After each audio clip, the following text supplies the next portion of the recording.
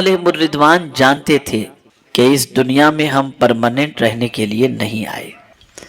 मैं यहाँ पर एक बहुत अच्छी तरीके से आपको मिसाल समझाऊंगा तो आपकी समझ में इंशाअल्लाह अज़ीम बात आ जाएगी। मेरे प्यारे आका सल्लल्लाहु ताला अलैहि वसल्लम के प्यारे दीवानों, दुनिया में कोई भी इंसान जो भी पैदा हुआ, वो पैदा होने वाला इंसान अगर दुनिया में किसी चीज से सबसे ज्यादा नफरत करता है और जिस चीज से दूर भागता है और बचना चाहता है, वो है मौत। मौत ऐसी चीज है कि इंसान उसके तसव्वुर से कांप जाता है। किसी से पूछो मरना चाहते हो तो हर कोई यही कहेगा, नहीं बाबा यार, तुम मरने का तस्करा कहाँ निकाल दिए। बल्कि हालात ऐसे हैं कि किसी मुर्दे के पास आदमी खड़ा होता है और उससे कहा जाए कि गुस्ल दो उसको, तो कहता है मुझे डर लगता है। क्यों डर लगता है? उसे डर इस एतबार से लगता है कि कहीं ये जिंदा ना हो जाए और मैं न मर जाऊं। दुनिया के किसी भी इंसान को देख लो, खुशहाल इंसान को देख लो, बदहाल इंसान को देख लो, जवान को देख लो, बूढ़े को देख लो, दुनिया का कोई इंसान मौत से मोहब्बत नहीं करता, बल्कि मौत से हर एक इंसान नफरत करता नजर आता है। वजह क्या है? सबब क्या है? सबब सबसे बड़ा यह है कि अल्लाह और उसके रसूल से जैसी मोहब्बत होनी चाहिए वैसी मोहब्बत नहीं। वजह सबसे बड़ी यह है कि एक हमारी फिक्री कोताही है, जिस फिक्री कोताही ने हमें मौत से नफरत करने पर आमादा किया। और हमारी पोजीशन ये नहीं है कि हमने जिंदगी के कुछ उसूल गैरों से सीखे हैं, बल्कि हमारा मामला इतना बदतर हो चुका है कि जीने से लेकर बाकी सारी चीजों के अंदर हमने इस्लाम के उसूल और ज़वाबित को छोड़कर गैरों की सोच और गैरों की फिक्र को अपनी जिंदगी में नाफिज कर लिया है। हम मौत से डरते हैं, हम मौत से घबराते हैं, हम मौत से नफरत करते हैं, लेकिन अल्लाह अकबर, मौत तो ऐसा पुल है जिससे गुजर जाने के बाद इंसान को महबूब का दीदार नसीब होगा। आकाए करीम सल्लल्लाहु ताला अलैहि वसल्लम के सहाबा मौत से मोहब्बत करते। आकाए करीम सल्लल्लाहु अलैहि वसल्लम के सहाबा अल्लाह की राह में जान देने के लिए तैयार रहते। आकाए करीम सल्लल्लाहु ताला अलैहि वसल्लम के सहाबा की सिचुएशन ऐसी थी कि वो अगर अपनी जिंदगी को बिस्तर पर देखते और दिलो दिमाग में अगर ये ख्याल आ जाता कि थोड़ी देर के बाद मौत का आहानी पंजा उन्हें अपनी गिरफ्त में ले लेगा, तो वो मुतमईन होते कि हमें कब्र में रसूल पाक सल्लल्लाहु अलैहि वसल्लम का दीदार नसीब होगा। याद रखें, जब इंसान के दिल के अंदर हुब्बे दुनिया पैदा हो जाए तब इंसान मौत से नफरत करता है, और जब इंसान के दिल के अंदर अल्लाह की मोहब्बत पैदा हो जाए तो फिर उसकी सिचुएशन ये होती है, क्या दुनिया और क्या सारी चीजें, अगर मौत की वादियों से गुजरकर रब का और उसके हबीब का दीदार नसीब होता है तो ऐसी मौत के इस्तकबाल के लिए सहाबा हमेशा तैयार रहते थे। आज हमने अगर इसके बारे में कुछ न सोचा और कुछ हम सब ने मिलकर फिक्र और कोशिश नहीं की, तो अल्लाह न करे आने वाले अय्याम, आने वाले दिन हमारे लिए सिवाय रोने, बिलकने और अफसोस करने के अलावा कुछ और न हो। सवाल ये पैदा होता है, रातों दिन चलते फिरते हम अपनी कौम को गलत रास्ते पर देखते हैं और देखने के बाद नजरअंदाज क्यों कर देते हैं? हमें ये फिक्र क्यों लाहिक नहीं होती कि इस बच्चे के संवारने के सिलसिले में हम कोशिश करें? हमारे अंदर बेचैनी और बेकरारी बिगड़े हुए लोगों को देख करके पैदा क्यों नहीं होती? हमारी रातों की नींद इन बिगड़े हुओं को संवारने के सिलसिले में क्यों नहीं उड़ जाती? अगर इसी चीज को हम देखें तो जितने भी औलियाए किराम अलैहिर्रिदवान आपको इस फर्श गीती पर नजर आएंगे, उनकी सबकी जिंदगी का मामला आपको ऐसा ही नजर आएगा कि वो पूरी जिंदगी भटके हुओं को सीधा रास्ता दिखाने में गुजार देते हैं। आज हमारी पोजीशन ये है, न सीधे रास्ते पर चलाने का जज्बा और न सीधे रास्ते पर चलने का जज्बा। खुद भी गलत रास्ते पर चलना चाहते हैं और कौम को गलत रास्ते पर चलता हुआ देखकर उनको सुधारने का जज्बा या शौक हमारी तबीयत के अंदर नजर नहीं आता। क्यों? वजह क्या है? वजह सबसे बड़ी ये है कि हमने आकाए करीम सल्लल्लाहु अलैहि वसल्लम की जिंदगी नहीं पढ़ी, रसूल गिरामी वक़ार सल्लल्लाहु ताला अलैहि वसल्लम की शान नहीं पढ़ी। हमने कलमा जरूर पढ़ा, اور نعرہ لگانے میں تو ہمارا جواب نہیں، پہلے صرف نعرہ تکبیر اور نعرہ رسالت ہوتا تھا، اب تو اتنے نعرے آ گئے کہ جس کی کوئی انتہا نہیں۔ جب کوئی ایک نعرہ شروع کرتا ہے تو جب تک کہ 5-7 منٹ تک الگ الگ سب نعرے نہ لگیں اس وقت تک چین نہیں پڑتا۔ میں کسی اچھے نعرے کا مخالف نہیں ہوں، لیکن میں آپ کو بتا رہا ہوں نعروں کے لوگ رہ گئے، کھانے کے لوگ رہ گئے، ڈھول باجے تام تماشے کے لوگ رہ گئے۔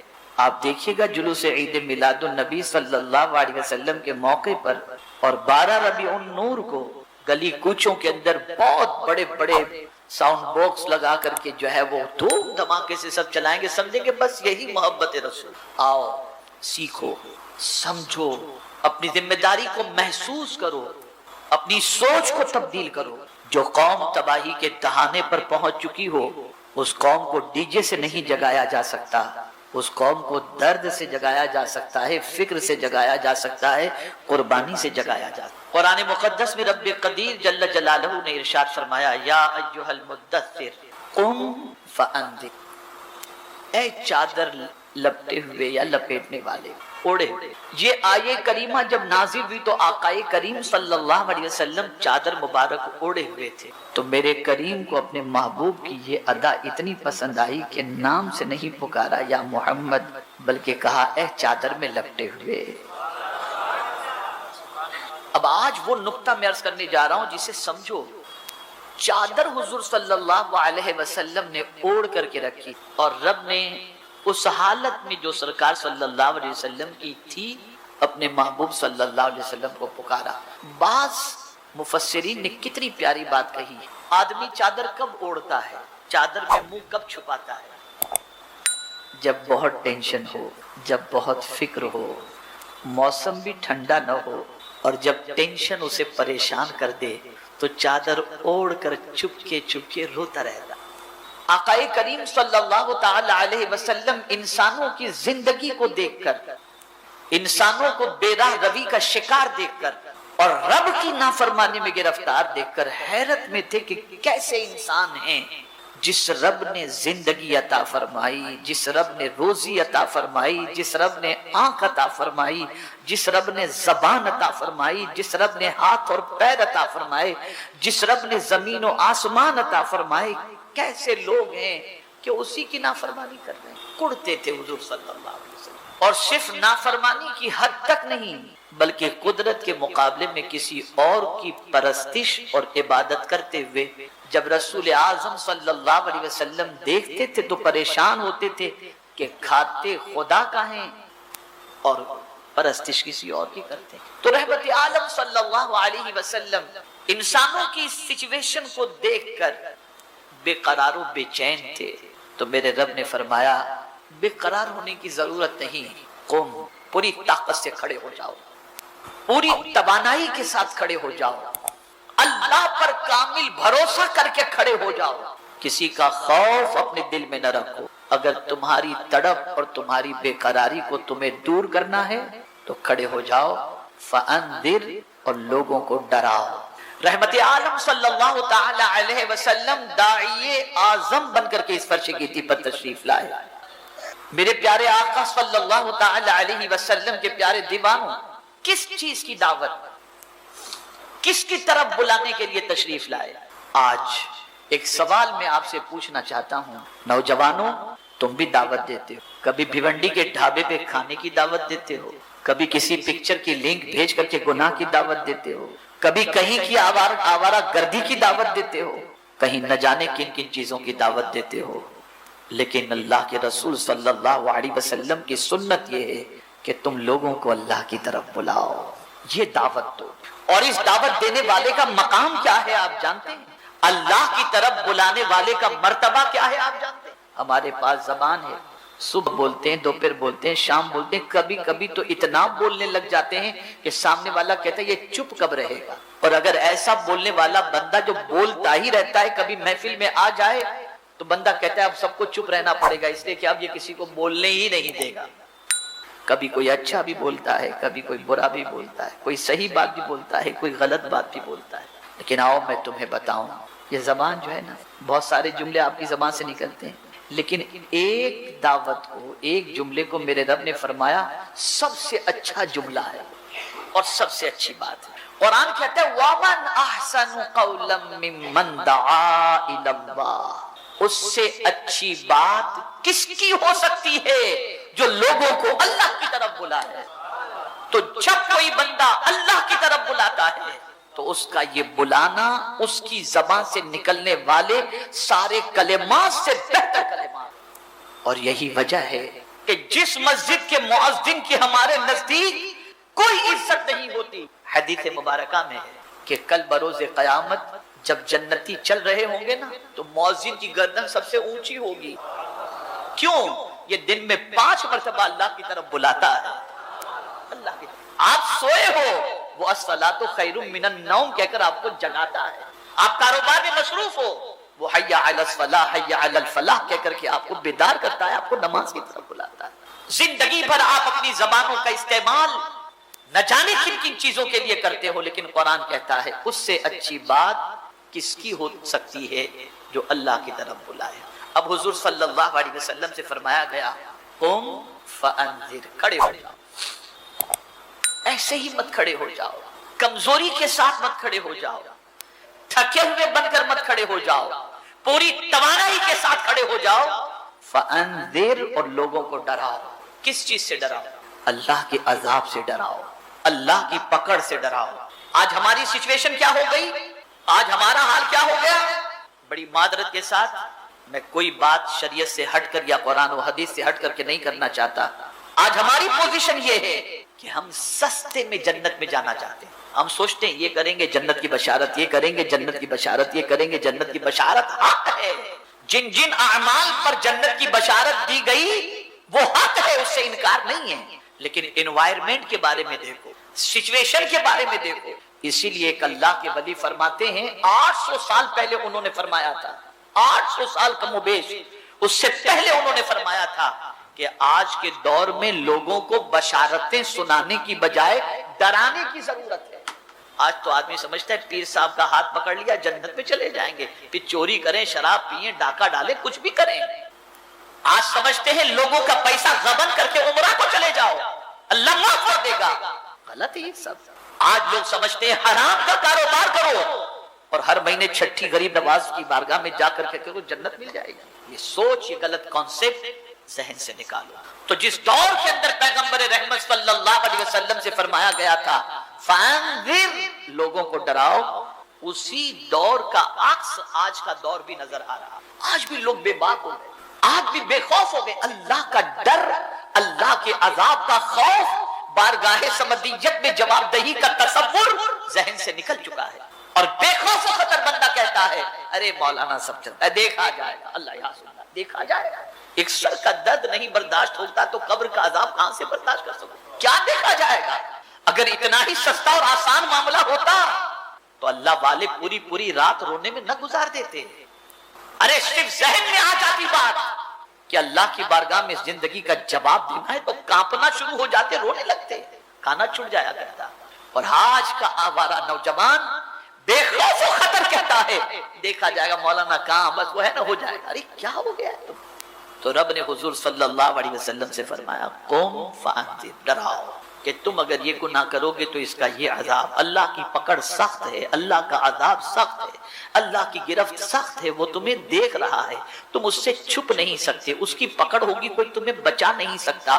یہ ساری چیزیں اللہ عز و جل کے عذاب سے متعلق، جہنم کے عذاب سے متعلق رسول رحمت صلی اللہ علیہ وسلم کو بیان کرنے کا حکم دیا گیا ہے۔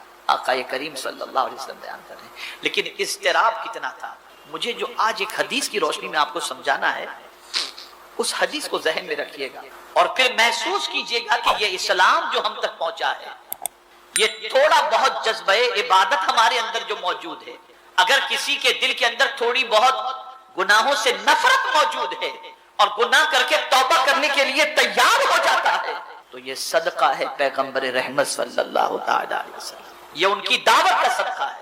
اے رسول اعظم صلی اللہ تعالی علیہ وسلم کے پیارے دیوانوں، اب دیکھیں اللہ کے رسول صلی اللہ علیہ وسلم دعوت کے میدان کے اندر دین کی تبلیغ کے سلسلے میں اور لوگوں کو سیدھے راستے پر لانے کے سلسلے میں اور لوگ اللہ کے دین کو اپنے سینے میں محفوظ کر لیں، اس کے سلسلے میں حضور کتنی کوشش کرتے تو قرآن نے کہا فَلَعَلَّكَ بَاخِعٌ نَفْسَكَ إِن لَّمْ يُؤْمِنُوا، یعنی مولا نے اپنے محبوب صلی اللہ علیہ وسلم سے فرمایا کہ کہیں آپ اپنی جان کو خیالات نہ کر ڈالیں اس غم کے اندر کہ یہ مجھے کیوں نہیں مان رہے۔